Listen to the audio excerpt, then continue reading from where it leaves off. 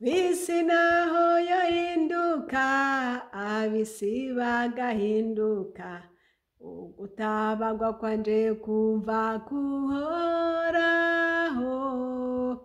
Yesu niwe adahinduka kandi yuzuye imbabazi ugutabagwa kwanje kuva kuhoraho. Isi naho yohinduka abisi bagahinduka ugutabagwa kwanje kuva kuhoraho. Yesu niwe adahinduka kandi yamana imbabazi ugutabagwa kwanje kuva kuhoraho. Haleluya. Bene data ndabaramukije, amahoro ya Yesu nabane namwe mwese aho muherereye ku isi yose. Muri kumwe na Françoise Habonayo, ndasubiye gushimira data wa twese kubw'ubu buntu atugiriye kugira ngo dusubire dusangire ijambo ry'Imana. Haleluya. Uyu munsi mfise ijambo ry'Imana rivuga ku gutabara kw'Imana, ku gutabara kuhoraho. Iyo umuntu avuga gutabara aba ari mwirinde, akaba akeneye ko Imana imutabara. Turaza kurabira hamwe amajambo amwamwe hano, ariko reka tubanze dusenga Imana. Urakoze Yesu Kristo kuko uri umwami ukomeye kandi uhambaye. Ndi imbere yawe uyu mwanya wose ndagusize mu maboko yawe Yesu. Ndakwinginze ngo umfashe unshoboze mu izina rya Yesu Kristo. Ndazi yuko abadayimoni bose badakunda ko izina ryawe rivugwa, ariko ndakwinginze ngo unterure mu mababa yawe unshoboze mwami Yesu, kandi na mwene data ariko arankurikira ubushobozi bwawe mugereho, mugire neza uzobukoze mu izina rya Yesu. Amen. Nk'uko iyo ndirimbo ivuga ngo abisi bohinduka, ibintu byose byo guhinduka, ariko udahinduka ni umwe, yitwa Yesu Kristo. Reka rero turabe amajambo dusanga mu gitabo ca Zaburi, ni Zaburi ya Dawidi, aho Dawidi yariko arasenga, yarasugerejwe n'abansi, ariko arahunga Sawuli. Hanyuma rero ariko arahunga Sawuli yaramurondera cyane agomba kumwica, kuko Sawuli yari yibaza yuko Dawidi azohava amukura ku ngoma. Hama rero acagira ishari, aramurondera agomba kumwica. Rero bene data, burya iyo umuntu ariko arahunga aca mu bihe bikomeye cyane, amara iminsi myinshi afise inzara, aryama ahantu hatameze neza. Dawidi nawe yarahunze kandi ahungana abantu biwe, ngo baja kwinyegeza mu isenga. Aho mu isenga rero murabyumva, kandi yahamaze iminsi itari mike.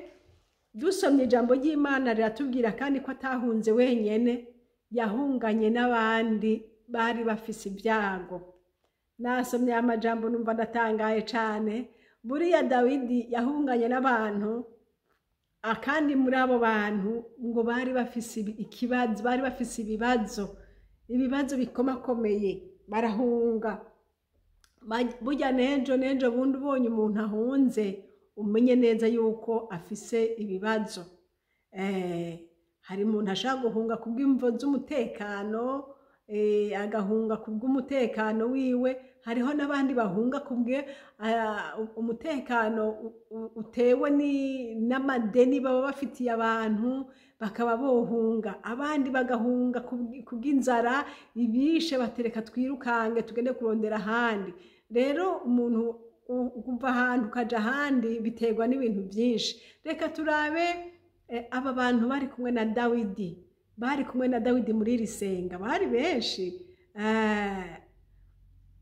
Rero reka turabe ayo majambo atubarira hariya mu gitabo ca Samweli wa mbere, igice ca 22. Turaza turasoma hariya turabe abo bantu bari kumwe na Dawidi uko bari bande. Turasoma mu izina rya Yesu Kristo. Samweli wa mbere igice ca 22 turahera ku murongo wa mbere. Haravuga ngo nuko Dawidi avayo arahunga aja mu isenga ry'i Adulamu. Ngo bukeye bakuru ba Dawidi na bene wabo bose bavyumvise ko yahunze, bavyumvise baramanuka bamusangayo. Ku murongo wa 2 ngo kandi uwo muntu wese ngo yari mu magorwa nuri n'umwenda. Mumvirize aba bantu ngo umuntu wese yari mu magorwa nuri n'umwenda n'ugendana imyidogo bakoranira kuri we, aba umukuru wabo. Nuko abo bantu bari kumwe nawe bari nk'400. aba bantu bari kumwe na Dawidi yo mana, abantu bari kumwe na Dawidi yari ubwoko, yari abantu b'indushi barushe, bafise ibibazo bikomakomeye. ngo bamwe tubona ngo bari mu magorwa, ngo bari n'amagorwa menshi, kandi tubona ngo yari umuryango wa Dawidi, kuko twasomye ngo bari bene wabo abo bavukana. N'abandi rero b'imiryango yabo bumvise ko Dawidi yahunze, ngo baca barakoranira nawe baramukurikira. Rero ngo baca ngo bakorana n'abantu b'indushi barushe mu mitima yabo, ngo bafise ingorane nyinshi cyane, ngo bamwe baruhishijwe n'amadeni, abandi bafise imyidogo myinshi, ngo bose baraza bakoranira kuri we. Ngo kandi bari abantu bashika nk'400. Ngo Dawidi nawe ngo acaba umukuru wabo. Niyumviriye abo bantu bameze uko, b'umutima ubabaye nk'uko, b'ingorane nk'izo, Dawidi agacaba umukuru wabo. Nawe Dawidi nawe yari aremerewe, nawe yarinze ahunga ari ku mutima w'urushe. Noneho ribikoraniro ry'indushi, niko novuga, ryabaye ikoraniro ry'indushi, abantu baremerewe, abantu bafise imyidogo. Ariko reka turabe, buriya guhura n'ibyago birashika, kandi bishikira umuntu wese. Gushikirwa n'amadeni nabyo bishikira umuntu wese. Ibintu byose byo mu isi tubona birashobora gushikira umuntu wese. Rero umuntu kuba afise umutima ubabaye canke agendana imyidogo muri we, nabyo biva ku mvo nyinshi. Rero aba bantu baca bakwanira kuri Dawidi. Dawidi nawe aca aragenda ngo ahungira mu isenga. Bene data, aha mu isenga canke ahantu yarari, hari ahantu yari akeneye Imana, yari akeneye kumva ico Imana yovuga. Imana ishimwe. Dawidi ngo muri iri senga yahungiyemwo, aca rero arasenga Imana. Asenze Imana, reka turabe hariya ku murongo muri Zaburi 140 na kangahe desi. Hariya Zaburi 141 mengo kanambara marore. Zaburi 141 hariya ku murongo wa mbere. Ku murongo wa mbere haravuga ngo ni Zaburi 142, murantunga. Zaburi 142 ku murongo wa mbere haravuga ngo ndatakambirishiriza Uhoraho ijwi ryanje ndaryingingisha Uhoraho. Ndajojera amajojwa yanje imbere yiwe, amagorwa yanje ndayaserura imbere yiwe. Iyo umutima wanje undendebukiyemwo, ni wewe umenya iminyuro yanje. Mu nzira ncamwo bantezemwo umutego. itegereze iburyo bwanje urabe ko hari umuntu ampana igwere. Mbuze ubuhungiro, nta muntu ababaye ubugingo bwanje. Ndagutakambira Uhoraho we, nkakubwira nti ni wewe buhungiro bwanje n'umugabane wanje mu isi y'abakiriho. Banga ugutwi ugutakamba kwanje, kuko ncishijwe bugufi cane. Unkize abampama, kuko bandusha inkomezi. Kura umutima wanje mw'ibohero, kugira ngo nshime izina ryawe. Abagororotsi bazonkikiza, kuko uzobungiriye neza. Imana ishimwe. Iri ni isengesho Dawidi yasenze ari muri iryo senga. Arasenga avuga ati Uhoraho we, iyo umutima undendebukiyemwo, ni wewe wenyene umenya iminyuro yanje, ni wewe wenyene umenya aho nca, ni wewe wenyene umenya uko buca nuko nira, nuko nirigwa. Imana nihabwa icubahiro. Dawidi rero iri sengesho yasenze, Imana yararyumvise. Nkuko nawe uhora usenga uri mu mubabaro, Imana ikakumva. Kandi twabonye yuko Dawidi atari wenyene, yari kumwe n'irindi sinzi ry'abantu nabo nyene bari bakeneye gutabarwa kw'Imana. Imana ishimwe ku bantu bamaze kumenya Imana. Iyo hageze igihe c'ibibazo bo baca bamenya aho babijana. Ni mu masengesho tubwiye Data wa twese ibitubabaje vyose, kuko Yesu yaratubwiye ngo nimwagira ikibazo byose mubindemeke. Haleluya. Ngo mubindemeke. Dawidi yari afise umwansi ariko aramuhiga cane, kandi aravuga ati heraba bampiga bandusha inkomezi. Yari Sawuli yari kuramuhiga. Hanyuma rero arasenga Imana. Imana nayo iramutabara. Imana ituma ahura n'umwansi wiwe, kubera yuko Sawuli wewe yiyumvire yuko Dawidi ari wagomba kumugirira nabi. Ariko mu by'ukuri Dawidi nta nabi yari afitiye Sawuli, nta na gato. Ariko Sawuli wewe aramuhiga. Niho rero umunsi uri izina Imana ikora igitangaza. Ikora igitangaza. Sawuli agenda hariya iyo Dawidi yinyegereje. Iyo Dawidi yinyegeje amusangayo, agiye kumurondera. Ariko Imana ikora igitangaza, yinjira mu isenga. Ariko Dawidi n'abantu biwe bobo bamubona, ngira ngo bari nk'ahandi binyegeje, mugabo baca baramubona ngo yinjira mu isenga kwihagarika. Yinjiyeyo Dawidi ngo aca arasohoka aragenda, aca afata impuzu yiwe arayicacura. Uwundi yicaye atani ibyo ariko arumva. Aracacura ibimenyetso byerekana ati abona Uhoraho yari yagutanze mu maboko yanje, ariko sindakwica. Rero abagendanyi ba Dawidi ngo baramubwira bati raba ubu ni wa munsi umwami yavuga yuko azomugushirira mu maboko. Raba nguyu yamuzanye n'ubu nyene mwice. Dawidi aravuga amajambo akomeye cyane. Ewe Yesu we, Imana idufashe. Dawidi yaravuze amajambo akomeye, wewe nanje dukwiye kwiga ko burya ntidukwiye kwica nabasha. Oya, burya kwica umuntu ni icago kibi cyane, kubera ko utomureka ngo abeho. Niba yarakugiriye nabi, hariho umunsi bizohinduka. Solution si ukwica. Oya, kuko iyo umwishe ugumana romoro, kandi iyo romoro ntayo uzoyigukuramo. Ariko hamwe uwo mureka akabaho, bizohindukira usange mwatunganije. Yesu nashimwe.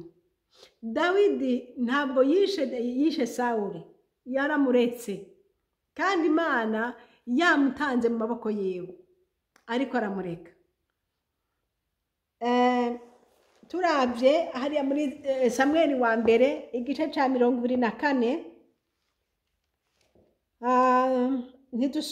ntitwasoma hose, ariko ndagomba dusome ukuntu Dawidi yishuye abarira abo bantu bavuga bati mwice.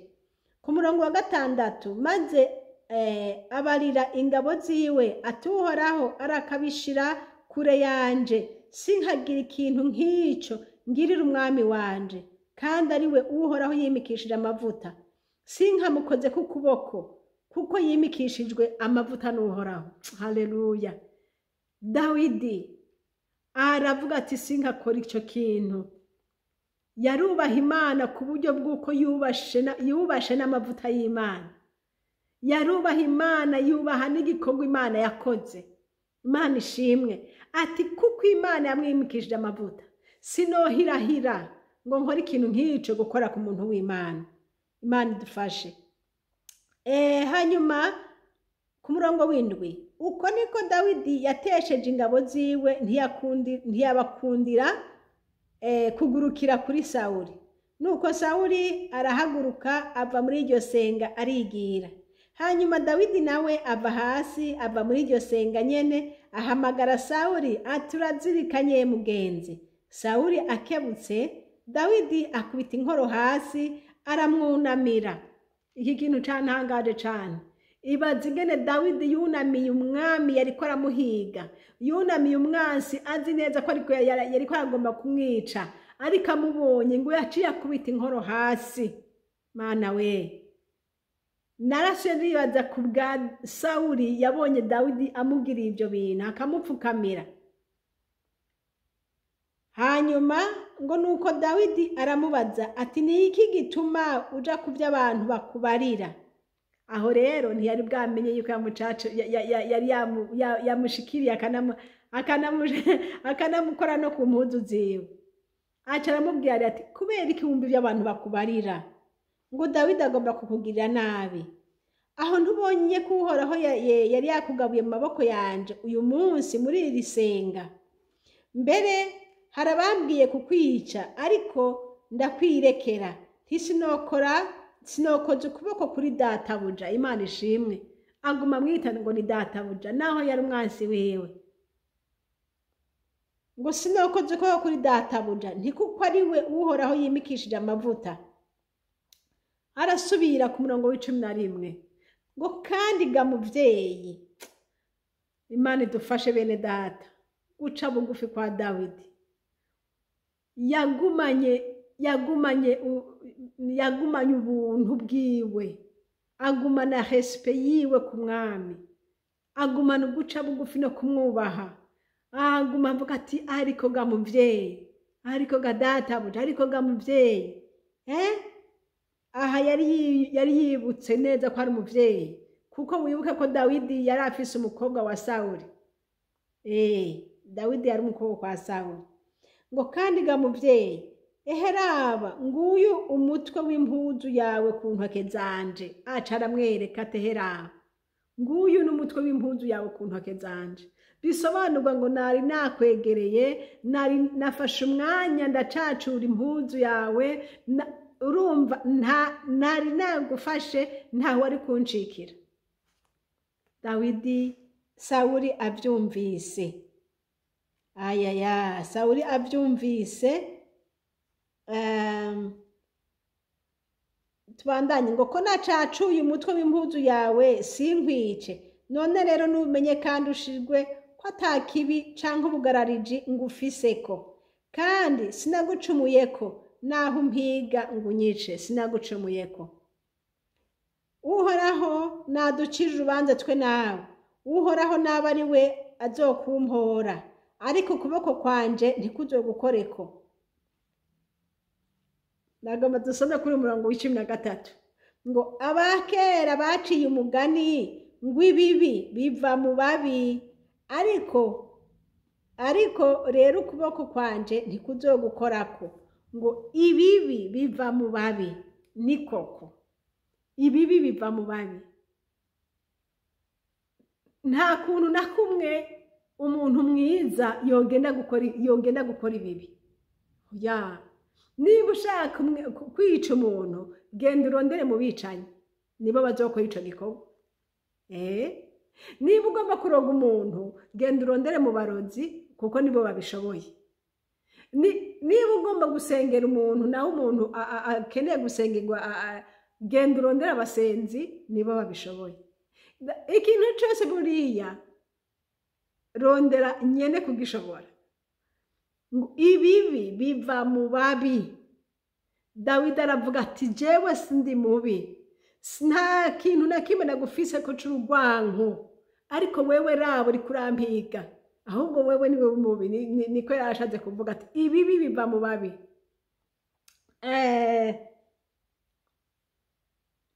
Tubandanye ku murongo wa 14 ngo none ga mwami w'Abisirayeli uteye iki? Uhiga iki? Ere guteye imbwa ipfuye uhiga imbaragasa. Muri indi jambo umpiga jewe ntariko ndaguhiga, uko uri gukora ubusa, ugwana n'utagira inkome, ugwana n'uwo utariko arakwishura, uhiga imbaragasa.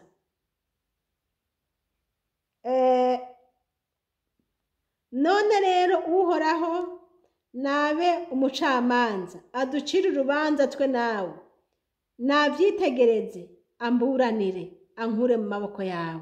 Haleluya. Nuko Dawidi amaze kubarira Sawuli ayo majambo, Sawuli aravuga ataha iryo jwi ni iryawe ga mwana wanje Dawidi. Ataha iryo jwi ni iryawe kweri? Niwe uri kuravuga uko? Niwe unyita umuvyeyi? Niwe unyita shobuja? Aho by'ukuri ni wewe ufise umutwe w'impuzu yanje mu ntoke zawe? Ni wewe canke n'uwundi? Yumva aratangaye, ubwenge buramugarukamwo, ati acamenya ko yakoze amakosa, acamenya ko yakoze ibibi byinshi cyane akorera Dawidi. Hariho n'abandi bantu yari yarishe abahora Dawidi. Sawuli ngo maze Sawuli araturikisha ararira, amaze kubona ibyo bintu byose Dawidi amubariye, ngo aca araturikisha ararira. Muri indi jambo uyu yari umutima wo kwicuza, umutima wo kurogereta ibyo yakoze, umutima wo kwiraba ati Mungu wanje we, nakoze ibiki koko? Kwiruka inyuma uyu utariko aranyiruka inyuma, kwiyumvira nabi umuntu atariko aranyiyumvira nabi, guhiga utariko arampiga. Umunsi wose uzosobanukirwa yuko wahize utariko araguhiga, umutima wawe uzokwicuza. Umunsi wose uzosobanukirwa yuko uwo wita umwansi atari umwansi, nta kindi wokora atari kurira, umutima wicuza, umutima urogereta cane. Dawidi Sawuli ngo acararira, ngo araturikisha ararira. Aravuga ku murongo w'17, abarira Dawidi atundushije ukugororoka, kuko ngiriye neza, nanje jeho nakugiriye nabi. Kandi uyu munsi werekanye kungiriye neza. Haleluya. Kuko Uhoraho yari yangabuye mu maboko yawe ntunyice. Mbega umuntu yobona umwansi wiwe agaheza agapfa kumureka akigira? Yo, uragahabwa ingororano nziza n'Uhoraho. Kubyo unkoreye uyu munsi uragahabwa ingororano nziza n'Uhoraho. Mu kanwa ka Sawuli yariko aramuhiga agomba kumwica, birahindutse, aramuhezagiye, aturagahabwa ingororano nziza n'Uhoraho. Kuko yabonye wewe n'ibyo wamukorera ntaho byongana n'ibyo uyu yamukoreye wewe. Naho yari kumuhezagira bingana gute akamuha ibindi byinshi, arumva yuko ataho ntaco byose bisana n'iki kintu yamukoreye. Ati ico numva ngomba nuko guhezagira mu izina ry'Uhoraho. Uhoraho aguha ingororano nziza. Haleluya. Aramubwira ati ku murongo wa 20 ngo kandi rero ndazi kutazobura kuba umwami, kandi ko ari wewe uzotuma ingoma y'Abisirayeli ihangama. None rero ndahira Uhoraho kutazorandura uruvyaro rwanje, kandi kutazozimiriza izina ryanje mu nzu ya data. Nuko Dawidi aramurahira, Sawuli araheza yisubirira iwe, Dawidi n'ingabo ziwe baraduga baja mwisenga. Imana ishimwe. Mwene data uri kurankurikira aho uri hose, nagira ndakubwire ngo ibiguhiga byose Yesu arabizi.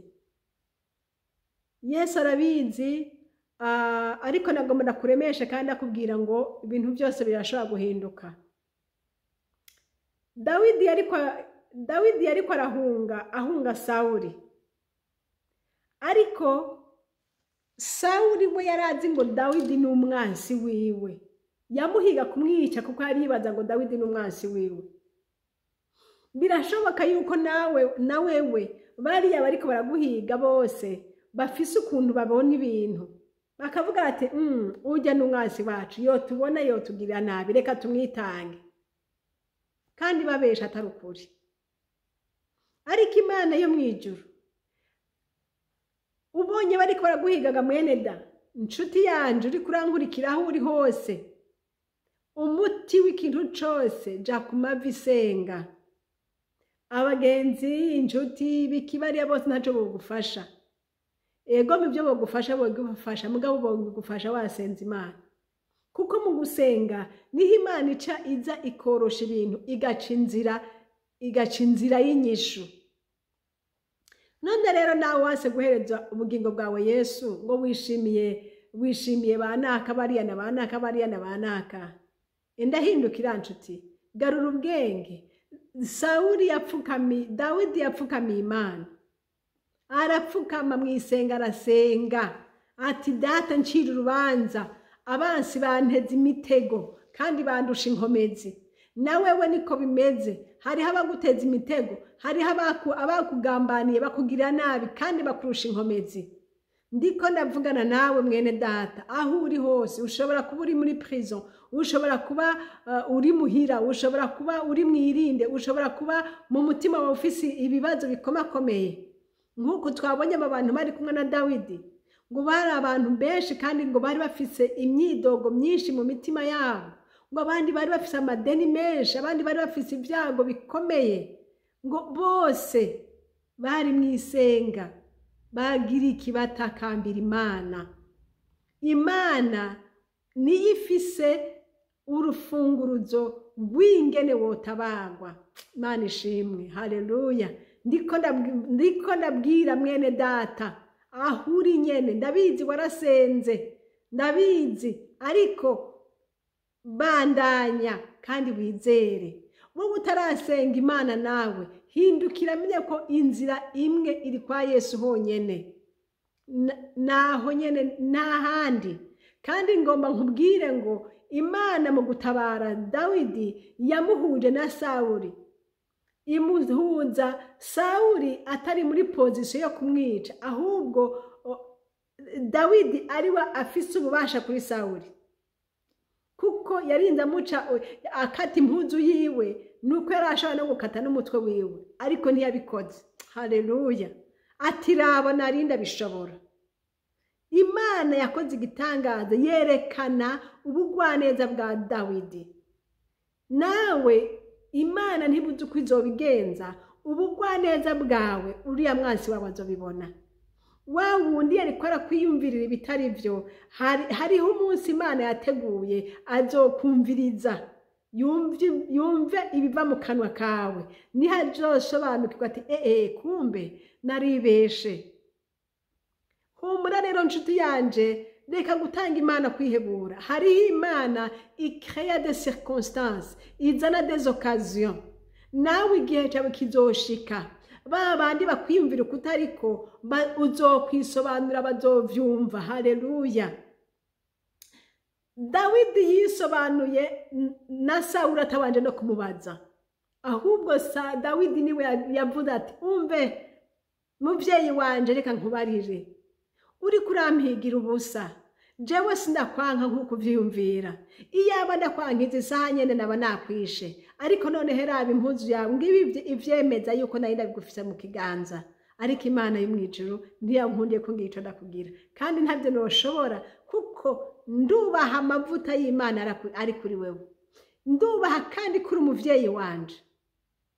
Ndiko nabwira bene data, twubaha Imana, twubaha amavuta y'Imana, twubaha Imana uko bimeze kose.